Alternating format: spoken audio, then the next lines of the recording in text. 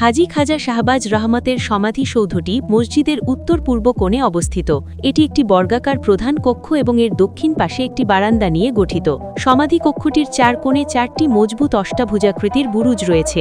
কক্ষটিতে প্রবেশের জন্য চারদিকে চারটি দরজা থাকলেও দক্ষিণেরটি বাদে বাকিগুলো বিশেষ ছোট মিনার সহ চমৎকার ফ্রন্টেনের ভেতরে নকশা করা।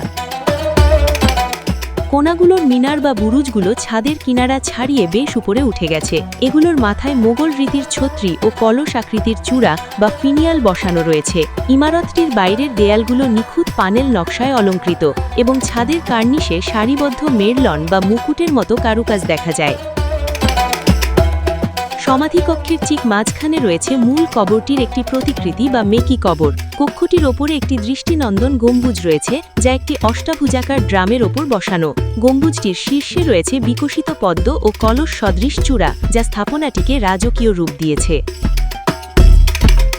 সমাধিকক্ষের দক্ষিণ দিকের বারান্দাটি বিশেষভাবে দর্শনীয়। এর ছাদটি বাংলার ঐতিহ্যবাহী দোচালা কুঁড়েঘরের আদলে।